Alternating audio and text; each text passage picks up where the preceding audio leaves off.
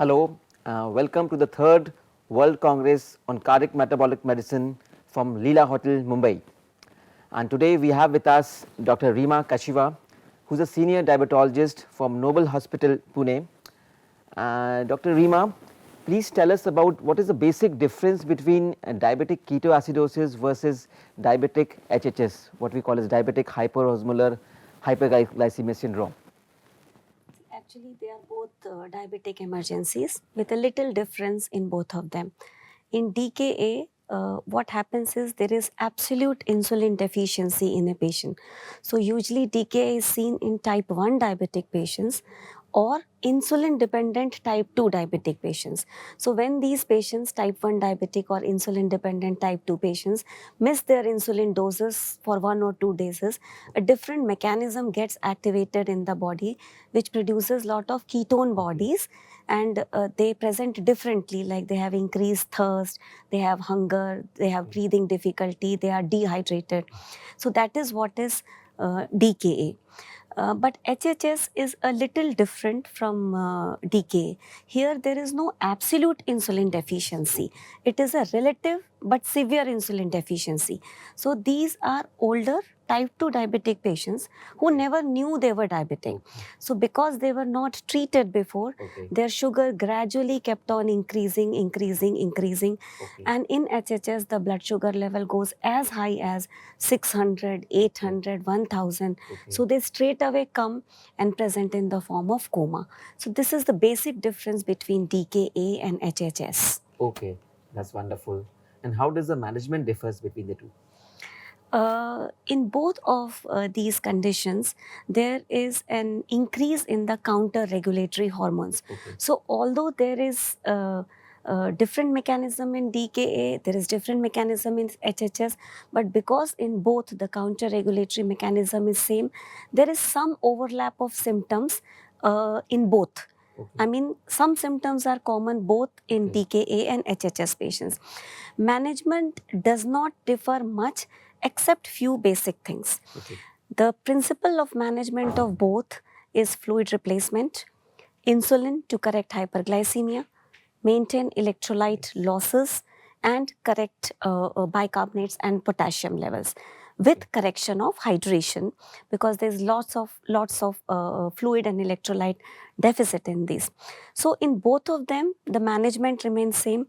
However, with a little difference, like when you have to treat DKA, you have to target control of this fluid and hyperglycemia and maintain a blood sugar level of 200, whereas in HHS you do not control just the blood sugar level. You have to focus mainly on recovery of the mental status of the patient and osmolality of the patient.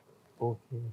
And Dr. Rima, please tell us about the 5 basic mistakes which people usually does when they treat DKs, or the 5 tips to manage DK in a much better way. Yes, very important questions, because we in the PG Institute not only manage these emergencies ourselves, we teach our students also.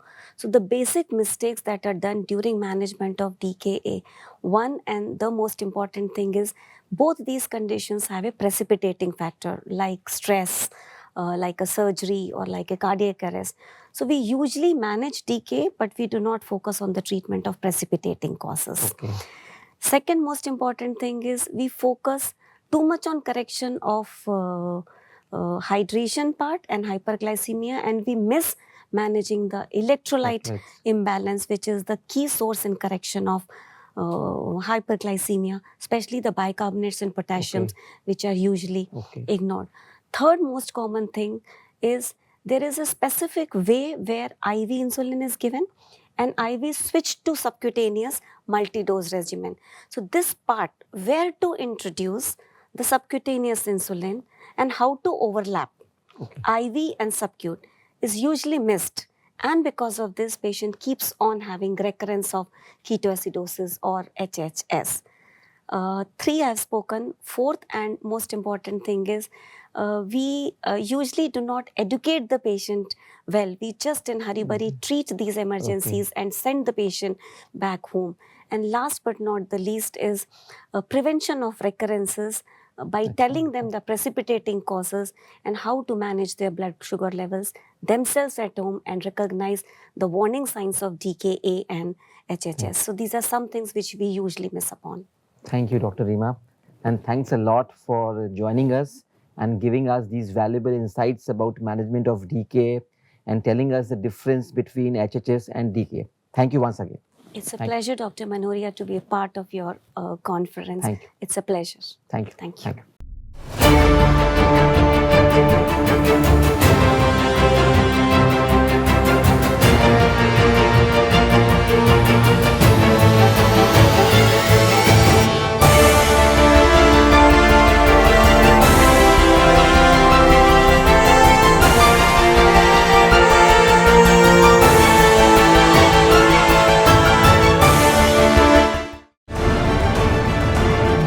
Insights from the world's best medical minds. You are watching therightdoctors.com.